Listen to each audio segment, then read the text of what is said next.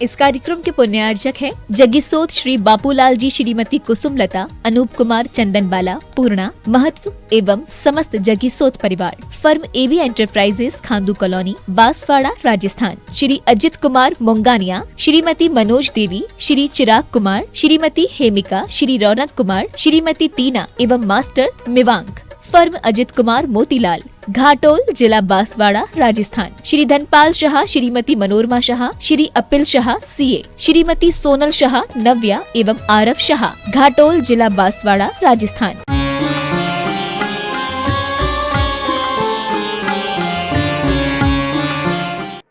शास्त्रों का ज्ञान है, जिन शास्त्रों में अच्छा क्या है, बुरा क्या है, क्या ग्रहण करना चाहिए, क्या छोड़ना चाहिए, क्या पाप है, क्या पुण्य है, क्या धर्म है, क्या अधर्म है, क्या स्वर्ग है, क्या नरक है, आदि आदि इन ग्रंथों के माध्यम से।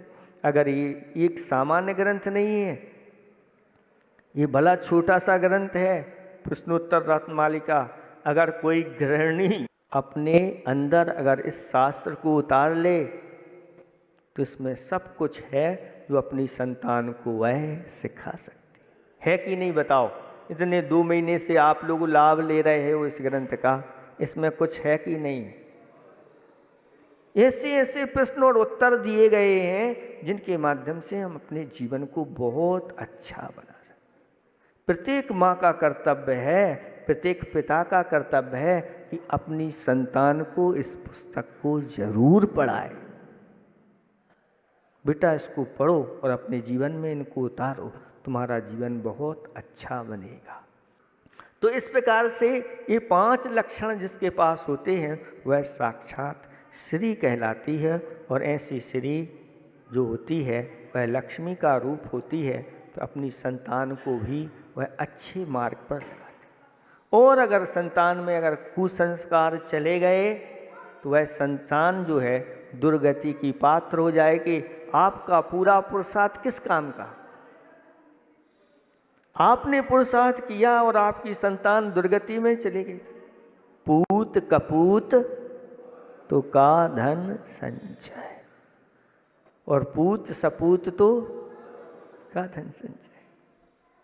अगर आपका सपूत है तो आपको ज्यादा पाप करने की आवश्यकता नहीं,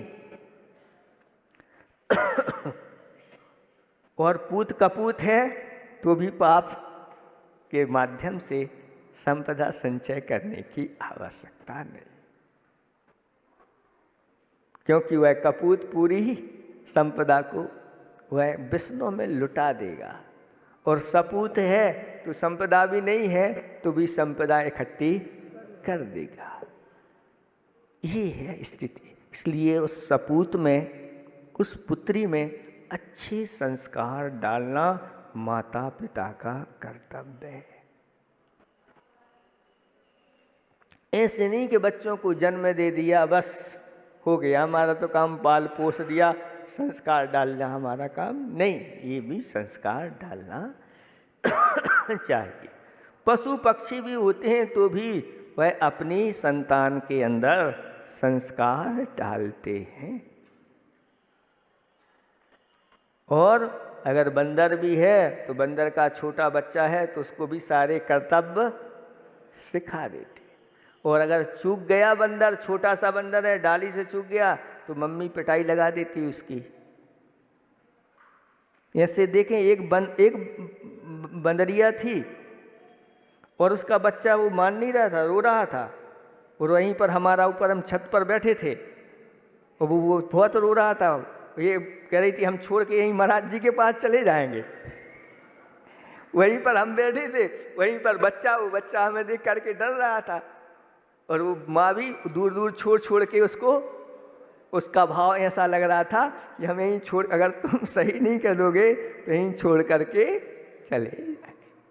तो बंदर आदि भी इस प्रकार की शिक्षा अपने उनको देते रहते हैं। तो सत्य क्या है तो यहाँ पर बताया जा रहा है, प्राणियों को अपना हित करना ये सत्य है।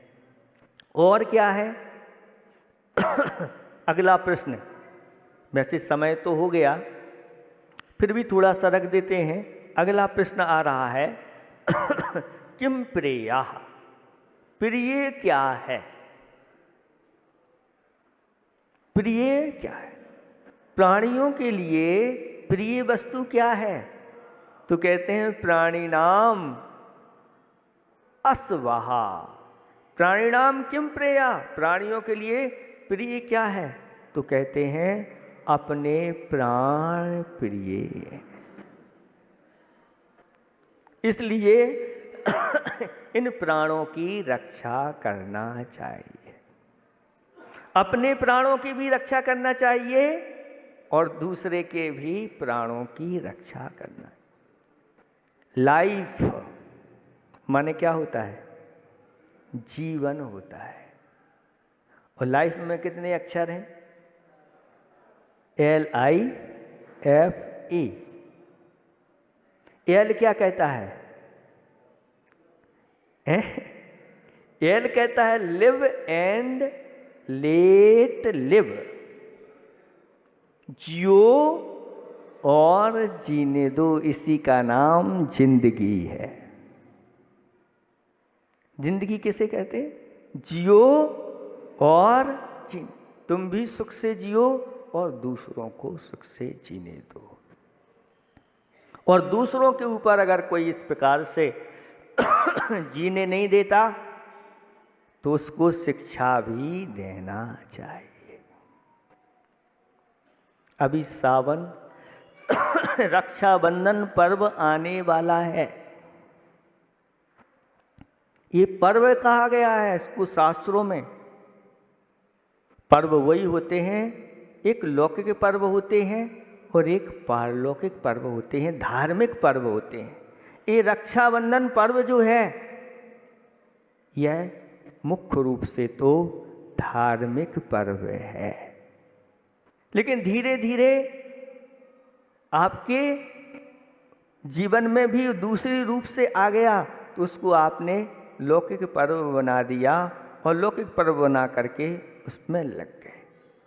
आप सबको पता होगा कि 7 दिन लगातार मुनिराजों के ऊपर उपसर्ग हुआ, क्योंकि 7 दिन के लिए राज्य मांग लिया था।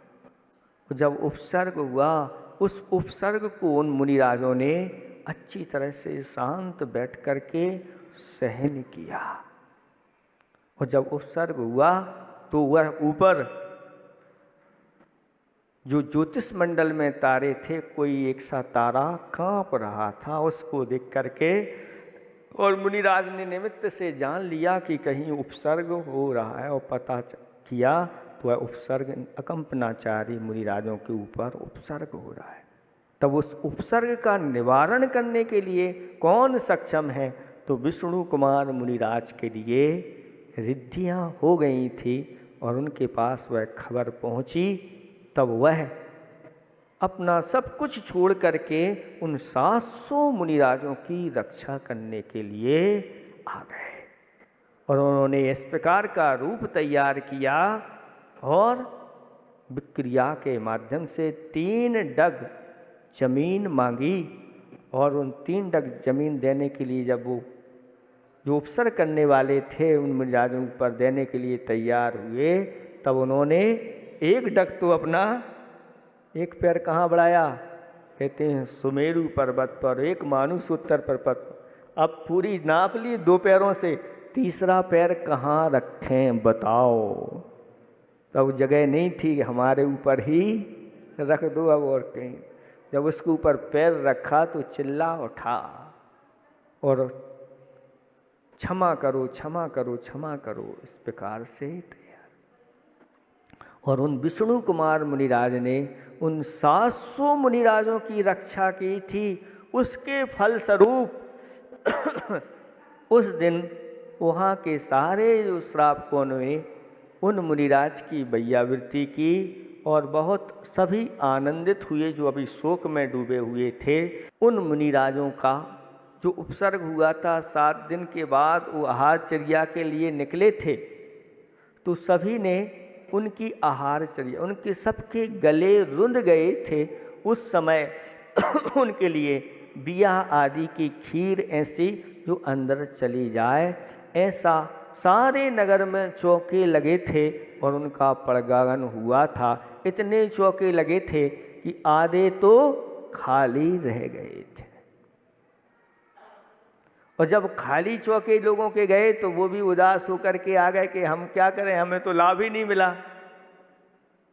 तो कहा कि भैया जिनके यहाँ आहार हो गए हैं उन्हीं को ले जाओ अपने यहाँ, क्योंकि वो बहुत पुण्यात्मा जीव हैं और उनको अगर आप अपने यहाँ ले जाओगे तो तुम्हें भी कुछ पुण्य का हिस्सा मिल जाएगा। सुन रहे हैं आप लोग?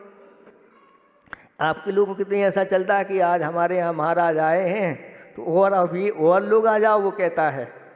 लेकिन ऐसा नहीं, जिनके यहाँ महाराज पहुँच गए हैं और आपके यहाँ नहीं पहुँचे तो भैया जिनके यहाँ हो गए उनको ले आओ, वो बहुत पुण्यशाली हैं क्योंकि उनके यहाँ। तो ऐसे उन मुनिराज की उस दिनचर्या हुई थी और सभी लोगों ने संकल्प लिया था। क्या संकल्प लिया था? देव शास्त्र और गुरु की सन्निधि में एक दूसरे को सूत्र बांध करके कि आज से हम संकल्प लेते हैं कि अब जब भी इस प्रकार से कोई उपसर्ग अगर आएगा तो हम उन गुरुओं की, उन प्रभु की या जैन धर्म की या जैनायतनों की रक्षा के लिए संकल्पित होते हैं। ये राखी जो बांधी जाती थी ये इसी संकल्प के लिए बांधी जाती थी, क्योंकि आप भूल जाते हो कि हमारा कुछ संकल्प भी है। तो प्रतिवर्ष इस संकल्प को दिलाने के लिए कि भैया हमें सच्चे देव शास्त्र गुरु की या जैनायतनों की रक्षा करना है, इसका भान हो जाए। वो तो सब चीज़ें गौण हो गई और यहाँ पर भाई बहन की राखी, बस सभी लोग उसमें लग गए और घर में पकवान आदि बनाने के लिए खाओ पियो राखी बांधो, हो गया हमारा त्योहार। ऐसा त्योहार नहीं है ये त्योहार तो उस दिन जहाँ जहाँ गुरु महाराज हैं उनकी बैयावृत्ति करने का, उनको दान देने का, और अच्छी तरह से जिन मुनिराजों की 700 मुनिराजों ने उपसर्ग किया, ऐसे उन उपसर्ग सहन करने वाले मुनिराजों की भक्ति पूजा करने का उस दिन, और जिन्होंने उनका उपसर्ग दूर किया, ऐसे उन महान मुनिराजों की भक्ति करने का समय। इसका नाम है क्या? सबको अपने प्राण प्रिय हैं, लेकिन अगर हमने उनकी प्राणों की रक्षा कर दी और ऐसे मुनिराजों की रक्षा कर दी, समझ लेना बहुत जल्दी ऐसे व्यक्ति अजर अमर बन जाते हैं। इसलिए सब काम छोड़ करके पहले एकारी करना, लेकिन बहुलता वहाँ की हो जाती है और यहाँ उदासी सी छाई जाती है। अब सावन आ रहा है तो कहा काय में लग गए आप लोग, धर्म करने के लिए शास्त्रों में कहा है, और आप क्या, हमारी दुकान अच्छी चल रही है महाराज, यही तो सीजन का समय है, तो हम भी तो यहाँ दुकान लेके आए हैं हमारा भी तो सीजन है। वो दुकान तो कभी भी हो जाएगी, वो सब हर साल सीजन आएगा। ये महाराज आपको हर साल मिलेंगे क्या? नहीं मिलेंगे। इस प्रकार के विचार करके देखो, एक पहली राखी किसकी होना चाहिए? अरहंत भैया, जिनवाड़ी मैया, गुरु खेबैया। अरहंत भैया, जिनवाड़ी मैया और गुरु खेबैया। पहली राखी अरहंत भैया की, बड़े भैया की। वो सबसे बड़े भाई। शास्त्रों में लिखा है कि भगवान सर्वश्रेष्ठ बंधु हैं हमारे जो हमारा वो हित करते हैं, दुनिया में कोई हित नहीं कर सकता। ऐसे जो अरहंत भैया हैं, अभी अरहंत भैया की कथा नहीं सुनी आप लोगों ने, कभी होगी तो सुना देंगे। कैसे अरहंत भैया अपना हित करते हैं। तो पहली राखी किसकी? अरहंत भैया की होना चाहिए। और पहला लाडू किसका? अरहंत भैया का। पहले यहाँ लाडू चढ़ता है। पहले हम लोग जो थे घर में छोटे छोटे थे, अभी कुछ नहीं, पहले जाओ मंदिर की राखी बांध करके आओ।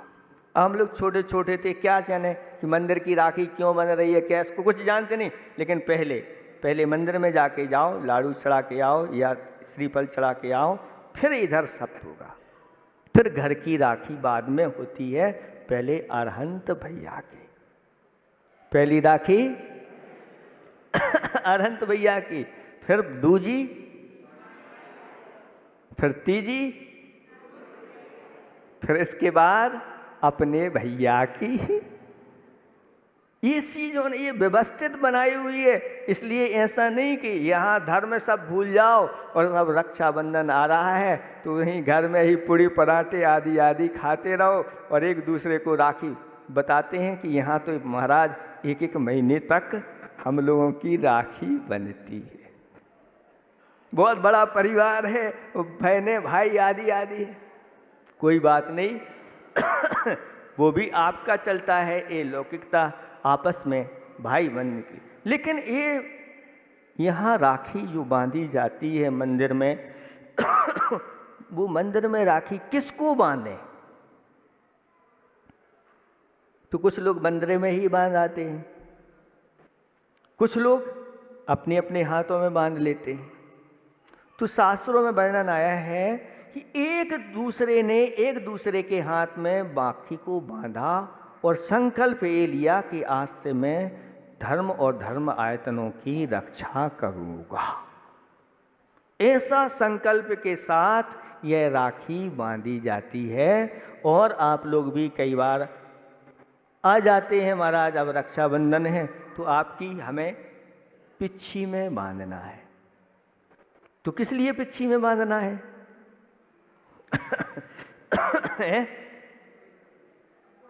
इसका कुछ उद्देश्य भी तो होना चाहिए। तो कुछ लोग कहते हैं महाराज हमारी रक्षा करना।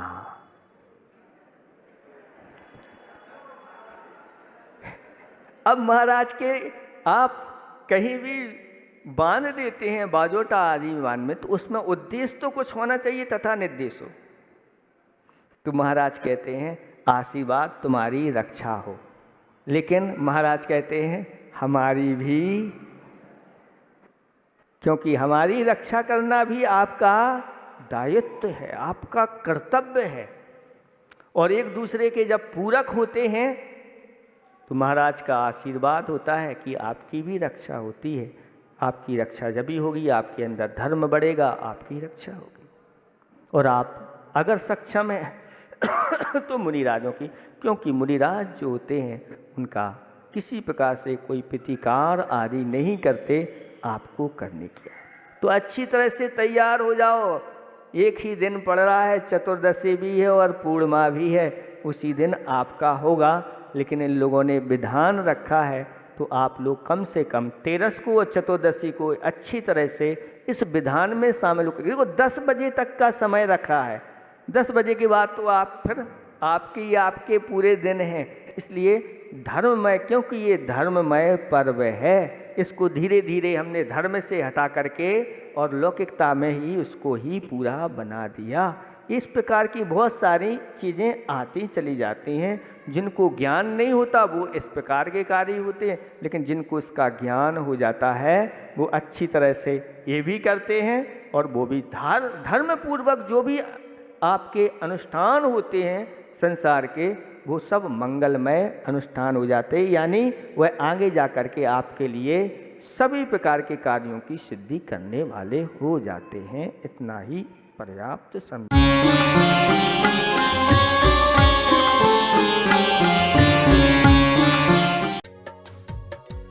इस कार्यक्रम के पुण्यार्चक थे जग्गीसोत श्री बापूलाल जी, श्रीमती कुसुमलता, अनूप कुमार, चंदनबाला, पूर्णा, महत्व एवं समस्त जग्गीसोत परिवार। Firm AB enterprises, Khandu colony, Banswara, Rajasthan. Shri Ajit Kumar Mungania, Shrimati Manoj Devi, Shri Chirag Kumar, Shrimati Hemika, Shri Raunak Kumar, Shrimati Tina एवं मास्टर मिवांग। फर्म अजित कुमार मोतीलाल, घाटोल, जिला बांसवाड़ा, राजस्थान। श्री धनपाल शाह, श्रीमती मनोरमा शाह, श्री अपिल शाह, सीए, श्रीमती सोनल शाह, नव्या एवं आरव शाह।